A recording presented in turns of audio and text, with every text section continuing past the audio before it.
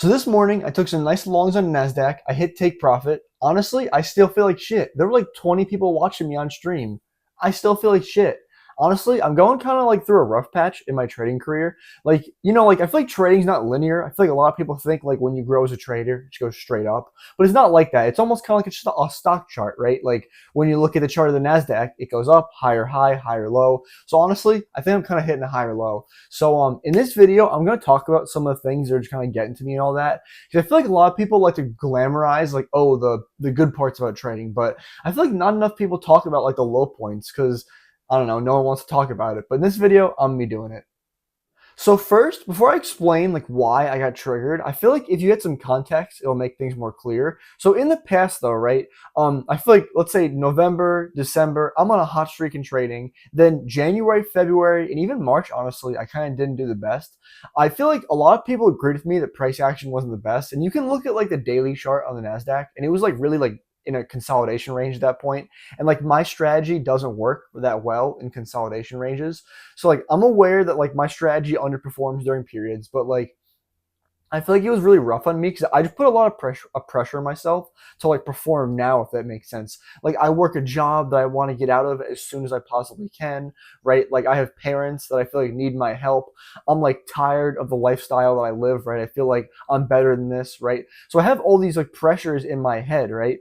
And when I'm not getting the results, because obviously I talk this all the time, the way the human brain is wired is like you think if I'm putting in more effort, I should get more results. But in trading, that's not always the case, right? Like you could overtrade and make your results worse. Or like sometimes less is more. Or sometimes the market just underperforms and you can't like help it, right? But so what's getting to me right now, right? So imagine I have all this pressure on me, right? So recently this week on Sunday Open, right? I was actually gonna go for 1-to-1, but I was like, you know what? I feel like I've been kind of like doing pretty well lately. I'm gonna go for 1-to-2 and go for like more into this fill of this new week opening gap because we were filling like a new week opening gap. So we hit my 1-to-1 perfectly. We're chopping, chopping, chopping. We stopped me at break even, and I'm like, whatever. That's whatever. I get stopped at break even. That's okay. But then I feel like what really got to me was the following morning, right? I took a trade. I mean, obviously I take all my trades on stream, but so keep in mind though on stream it'll come into play later. It's kind of funny honestly. But so I take this trade. I go for I want to say it was like a 1 to 1.5 somewhere around there. Again, I was trading gold the night before, going for like almost all the fill of the new week opening gap. The next morning I'm trading Nasdaq, and I was like trading the final fill of this new week opening gap, if that makes sense. But so I think it was funny. The number for the new week opening gap fill, the way I mark it out is just the last close of that last candle, right on the. So I marked it out as 25,333. So I actually set my take profit by accident at 25,333, like 0.25, right? So that's one tick above, right? I actually did the math from my entry. I was targeting 252 ticks, and I accidentally set my take profit to 253 ticks. So percentage-wise, you'd think that wouldn't matter, right? Ironically, that trade ended up hitting exactly 252 ticks and not 253 ticks, and it reversed all the way down to my break-even point.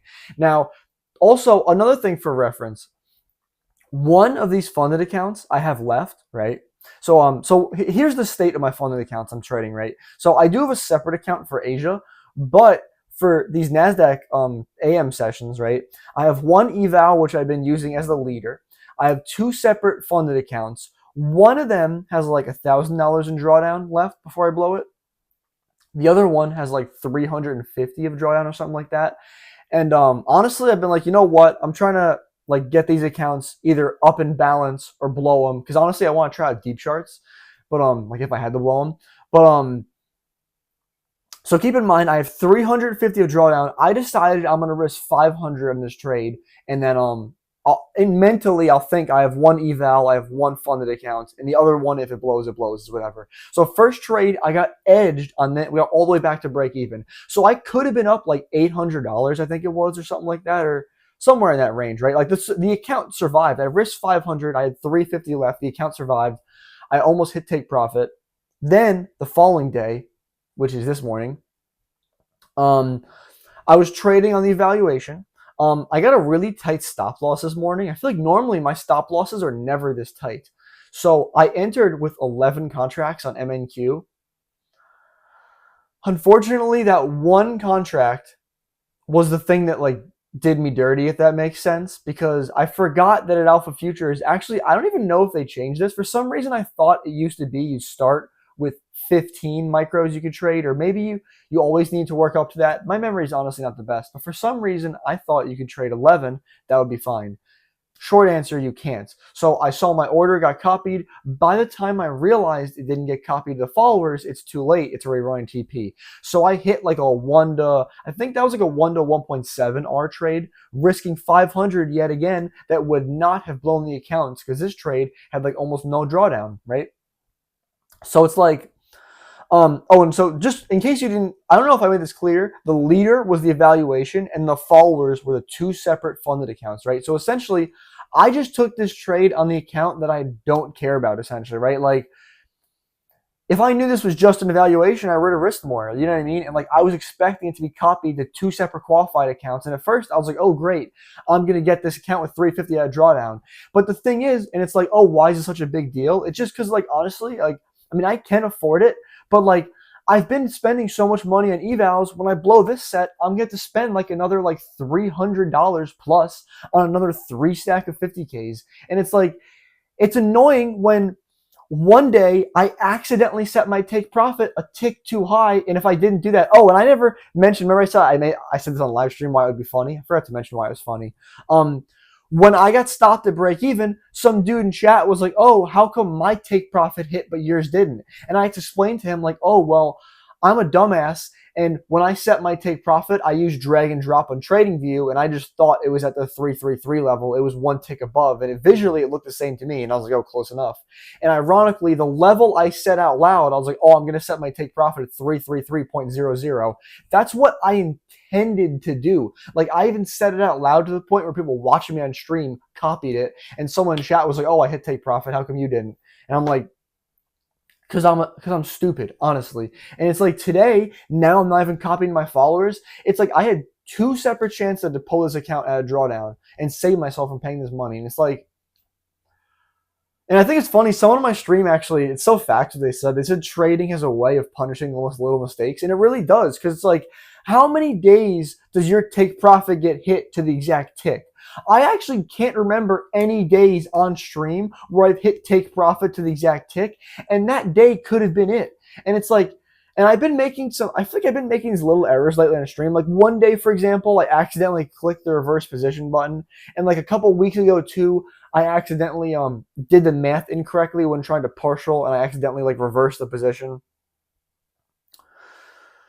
Yeah, it's just, I feel like an idiot because like I'm calling price so correctly, if you know what I mean. And like that's part of the thing too about just trader why it gets me so mad, right? Like you'd say, bro, it's in the past, you can't control it. But like as a human, like how do you ignore it? Like what I do is I'll go for walks, I'll distract myself, and normally in time, I feel like time always makes it better.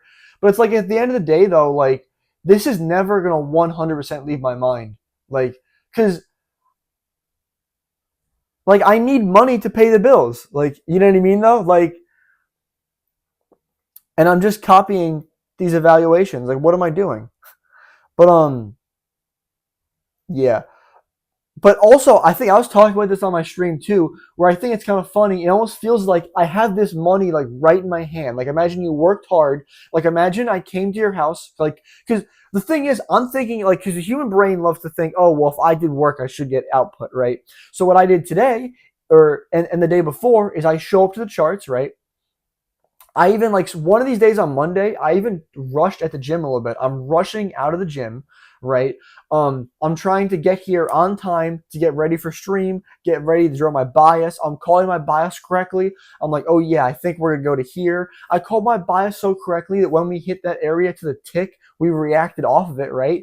But I didn't set my take profit right on one day, right? And the other day, I technically forgot that I couldn't do 11 contracts. I had to do 10, but the leader allowed me to do it, so I didn't realize too late. And it's like, All these things, like I'm showing up at the right time, I'm calling price correctly before it happens, I'm waiting patiently for my entry, I'm pressing the button at the correct time, and I'm not getting paid for it. And there's no one to blame but myself too. And it's like, you got to exercise compassion. Like, I'm not going to sit here and be like, oh my God, I'm an idiot. Like, honestly, yeah, it's a little concerning that I keep having all these mistakes, but think about it statistically, right? Like, what are the chances that my take profit gets hit to the actual tick, and that one day I happen to set an actual tick above? And what are the chances that, like, when I'm in such drawdown, now this is the time when because all the other days, dude, my take profits are, I mean, I'm sorry, my stop losses are never this small where I need to take more than 10 contracts. Never, dude. Like, I bet since I've, like, that's why I'm not familiar with this too. Like, you'd think, oh, you should know this because you trade these accounts. Like, yeah, I trade these accounts all the time. I'm never taking over. And I guess in the past, when I have done it, I guess I must have had a balance over 1500 because I know they have a scaling plan where as the balance grows, you can trade more contracts. But I like, it just leaves me kind of speechless though, because it's like I need results like now, if that makes sense. And it's like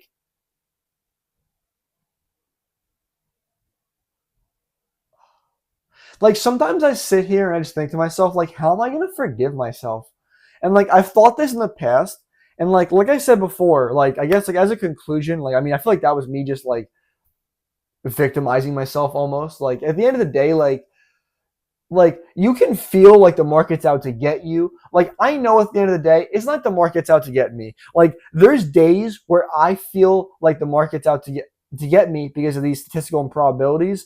Eventually, I've also had days where the market misses my stop loss by a tick, right? And like my brain will fixate on days like this, but it's like, yeah, I mean, there's nothing you can do. And one thing that I like to do too in moments like these is I like to remind myself that what can I do from this point going forward? Like, is it going to make sense for me to sit here and beat myself up?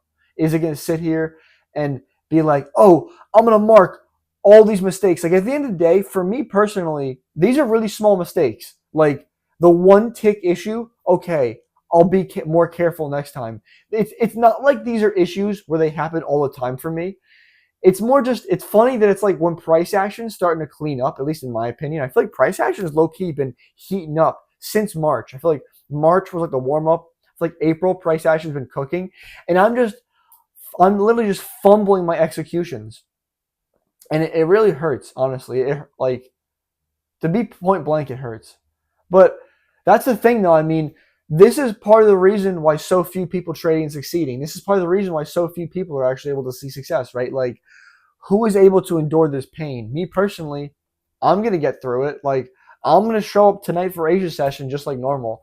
And one thing I am proud of myself for is like, even with all this frustration, it's not like it's affecting my execution. If that makes sense. Like obviously, yeah, you might say, hey, dude, your order didn't get filled this morning. But it's like in terms of when I'm pressing the button on the chart, I'm still reading chart correctly.